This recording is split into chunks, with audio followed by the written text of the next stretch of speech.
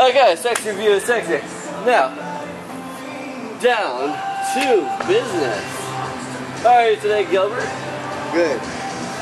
So, I got a few questions from some fans that I want to read out for you. Alright. The first is, how long have you been making your awesome music? Well, I've been making music since I was 14 years old. And, I mean, I've professionally been making music for about a little over, like, 10 years, maybe a little less. Oh, quite a long time right there. Okay, the next question I got is, what got you into electronic music, period? What inspired you to get into trance? What got you there? Well, what got me into electronic music firsthand was probably my mother. She bought CDs that had artists like Paul Van Dyke, Ian Van Damme, really old 90s artists. That's like New Energy and all them? Yeah, well actually, I discovered New Energy in high school. Oh, nice. And that's when I discovered New Energy in high school, they make trance music. Like, they were like one of the first pioneers of real trance music. And they played the good stuff right there. Yeah, so like when I heard their music, that's what kind of drew me towards that sound. Okay. And so ever since then, which was in high school, so ever since then I had been making trance music. Very nice. Okay. Another question was, have you played any recent shows? We have a few people that want to come see you and want to actually see what you do. Well, I have played recent shows. The last recent show I played was at Dream Drop Revolution. Okay. And that was actually at St. Mary's University. Oh, really? And that was an okay event. The one before that I played was probably the Summer Tonic Jam, which was pretty much last summer. Yeah, I heard about that. I heard about it. I heard it's huge. Yeah, it was pretty fun. Yeah, and you know we had some good artists playing there. Like it was myself. It was Sean Jackson, Jay Newell. You know, we had some real good talent that play there. But that was and then before that, one of my favorite shows that I really enjoyed doing was Ultimate Night Kid 2 for Anime Odyssey, the Anime Odyssey convention that was actually at the El Tropicana Hotel. Yeah, so you like to play a little smaller events to get more intimate with the crowd and stuff. Yeah, that's cool stuff. Yeah, the anime scene is a little more enthusiastic about the music, I feel, at least. Yeah. Okay, another thing I noticed was, it's to my understanding, you're not a DJ. Can you go into that with me for a little bit?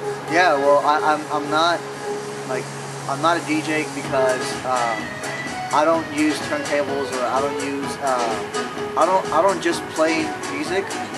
I don't play mixed music. I perform my music live with keyboards, and I perform my music live with MIDI keyboards and virtual instruments. So what I do is when I render my tracks for a live set, I mute out the melodies that are in the tracks so that I have another laptop to my right that has all my instruments, so that when I play my show, if I wanted to do nothing in that part of the track, you hear silence, or just complete silence. So it's like you actually play your music. You actually, if you weren't there, it wouldn't be as entertaining, something like that. Well, or it wouldn't be complete. Yeah, I'll say it like that. It wouldn't be complete. In a way, yeah. Like if that track was playing and the drop or the breakdown came for the melody and I was doing nothing, it'd just be complete silence, because I wouldn't be playing anything with this laptop over here that has all my instruments. Yeah. Okay. So the term is a live PA, or live performing act, or live performance act, whatever you want to call it. Okay. But yeah, I do perform live shows, and thus I am no longer a DJ. Haven't been since I was 17 years old. Alright. And what inspired you to do that? What guided you to not just be a DJ? What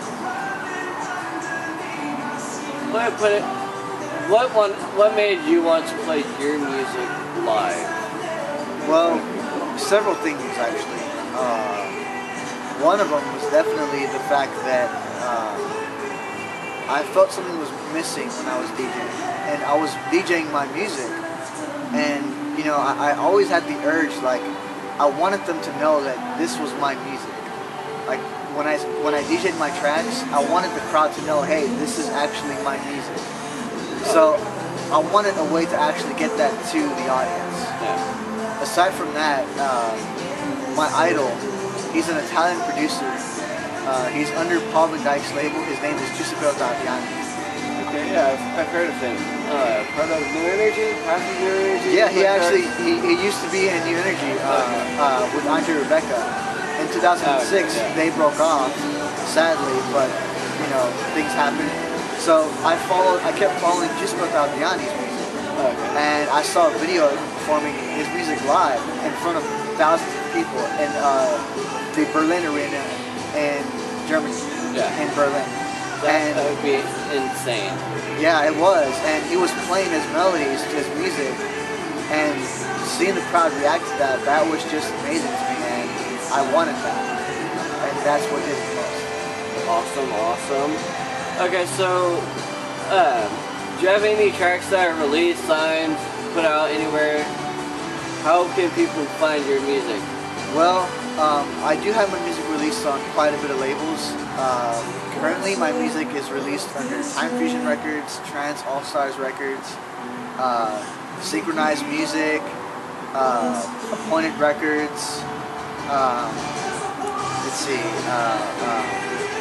Arcadia Moon Records,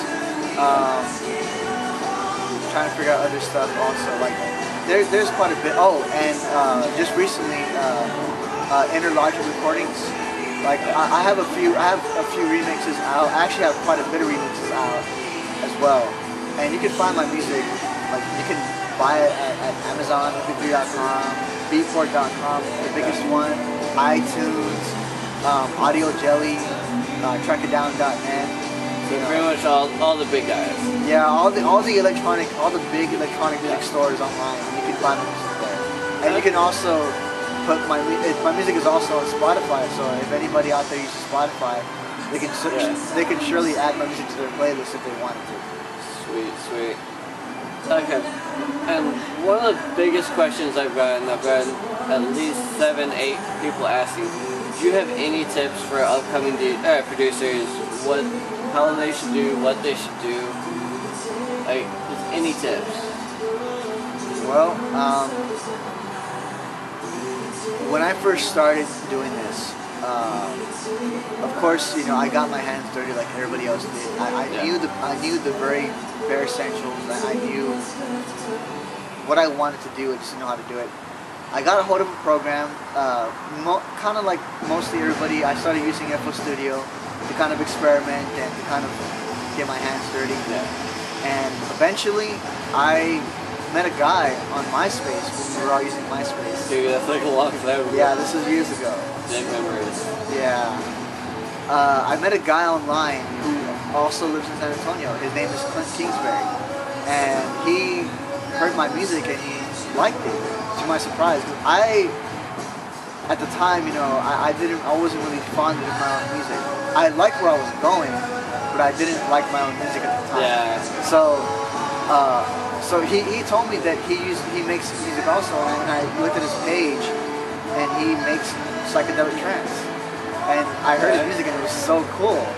And he offered to teach me Cubase. So we met at Chili's, not too far from here actually, where we're at. And we met.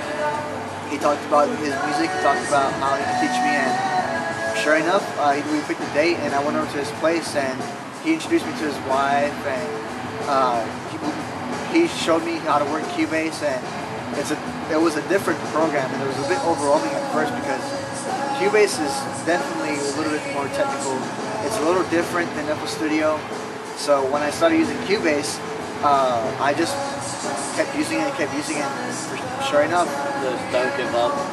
Yeah, you know, like basically the point of me saying this is that you meet somebody, learn from other people who know what they're doing. Okay. Like meet somebody who actually is who's genuinely into what they do and who knows what they're doing and has a good ear for music, any kind of music, really, especially the music that they're into. Practice that. Practice the software that you're using. Listen to a lot of artists in the genre of music that you're listening to get a good guidance to what you want to make. And then eventually you'll figure out your own style. You'll go off what you listen to, and you'll kind of build a style around that. And I mean, last but not least, try to stay true to yourself. Try to stay humble. Try to stay modest, because there's a lot of misconceptions. There's a lot of corruption in the scene and in the music business in general. So just try to stay true to what you want to do, to what you started doing, to where you came from, and to why you started doing what you do. Awesome. Thanks for spending the time giving the interview. Thank you. Do you have any final words? Anything else you want to say to your fans? Long live true electronic music. Oh, so that wraps it up. Thank you for coming out, and Thank you. let us have a great day and a good career, man.